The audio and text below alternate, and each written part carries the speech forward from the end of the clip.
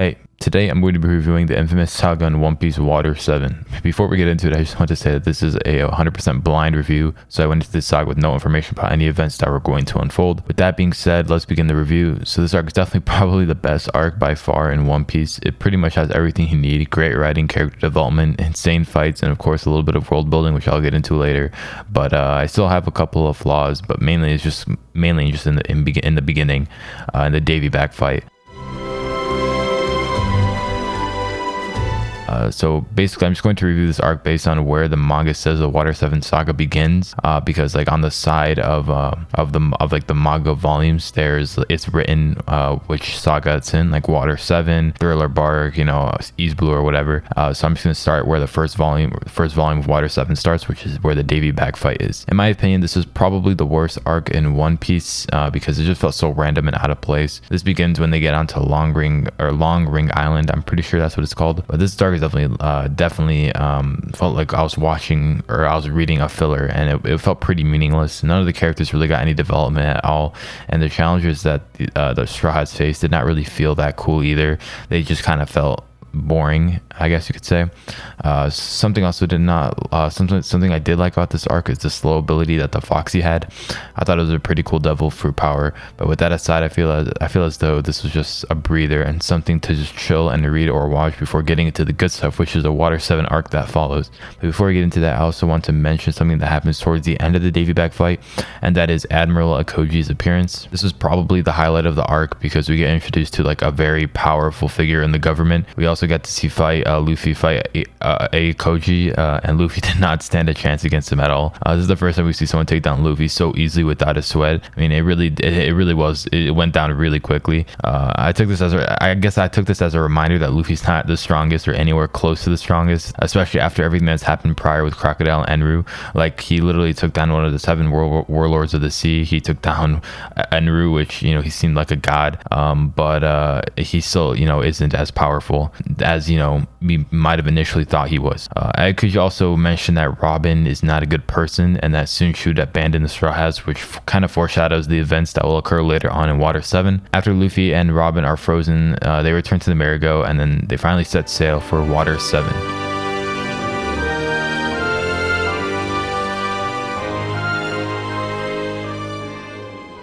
So now this is where basically the Water 7 arc begins. After the Davy back fight arc, I was kind of itching for something to redeem the unsatisfactory arc and this definitely did deliver. Everything from the characters to the train that swooshed past them at the beginning were all expertly written and well put together. We also got introduced to some great characters like Frankie, Kaku, Rob Lucci, Iceberg, and many more. But first, I kind of want to talk about Frankie and his gang. The last thing I'd expect to happen is for the leader of the gang, Frankie, that seems to be terrorizing the city, to actually be connected to Iceberg, the mayor of the island, because they have a backstory together, which is the reason why he holds the blueprints to an ancient weapon, the Pluton, that they talked about in Skypiea and as far back as Alabasta, which also connects to Robin and her search for the Poneglyphs. And to finish it all off, for him to join the Straw Hats at the end was just mind-blowing. And that's not all. On the other side of the spectrum, we have Robin leaving the Straw Hats to join CP9 because of the threat of a Buster Call, which can wipe out the Straw Hats if called. And if that's not enough, we have the betrayal of the shipwrights and the insane plot twist that they actually work with the government, which kind of blew my mind. You can see why I love this arc so much now. So also we also have the threat of the Aqua Laguna to flood the city, which was mentioned towards the beginning of the arc, but didn't even play a role until the final moments of the arc, which was pretty crazy. Something I also wanted to touch on was Frankie's backstory with Iceberg. We got introduced to a deceased character, Tom, that was basically Iceberg's and Frankie's guardian, and he taught them how to build ships and everything and become shipwrights for Water 7. We also learned that Goldie Roger, the king of pirates, actually did come here, and that Tom was the one who built his ship, which just blew my mind how he also connects this entire arc. And also, Robin's backstory is also shown here, and it definitely improved her character greatly. The reason why she completely betrayed the Straw Hats was because of the Buster Call that she experienced as a kid, and she didn't really want the Straw Hats to go through the same hell as she did back then. We also got more insight about her ambitious pursuit to find the Poneglyphs as well, because her parent was also, Nico Robin's parent was also a archaeologist, and everything like that. It's probably one of the better backstories, and it fit really well into the story, especially with their involvement to the government government.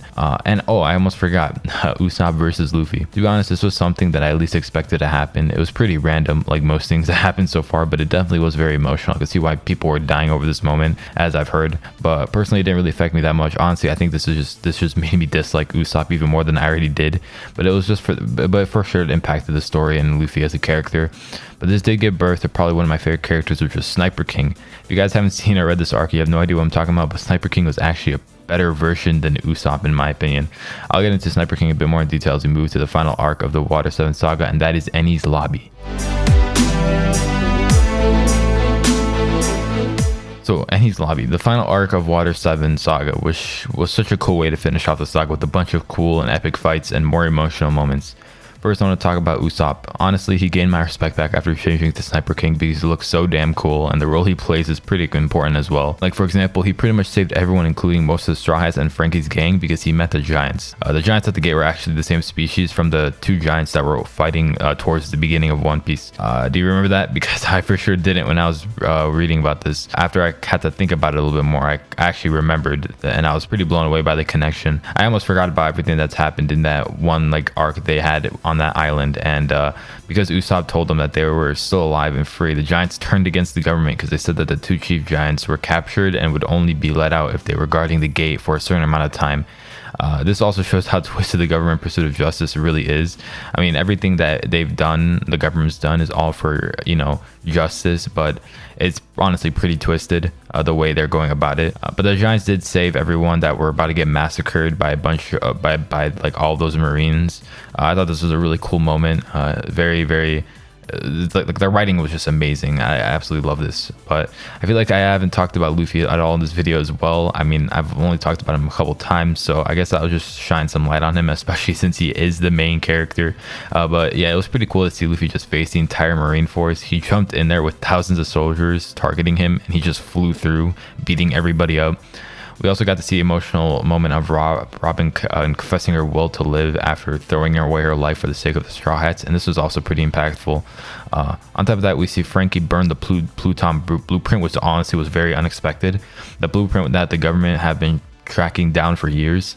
But I think this kind of shows Frankie's character development, and how he, even though he just got introduced, he's already developing as a character, because it shows how his ability to let things go, especially since Tom, someone Frankie really cared about deeply, passed it on to him. To keep adding on, probably one of the most epic parts of the story was Chopper's transformation to this huge beast.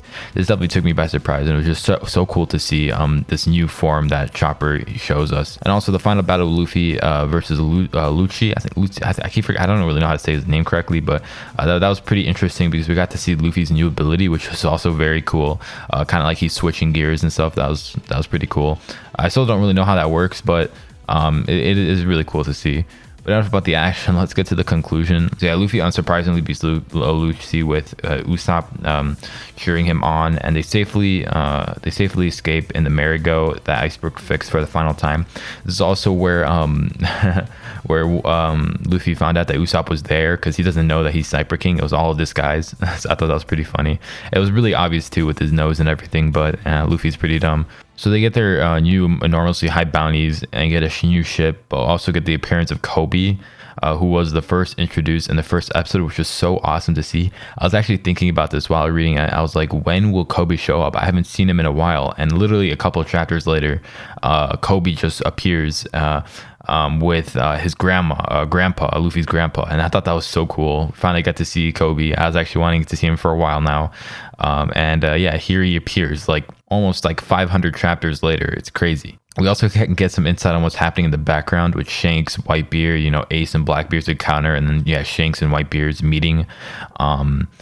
And I'm not sure if this is technically part of the saga, but I just thought I would throw this in because it was just really cool to see some big figures like that interact with each other. It just felt so epic, and it just felt like there's something going on in the background, not just what's going on with Luffy. We also get the introduction to Luffy's dad, Monkey D. Dragon, and I thought this was really cool.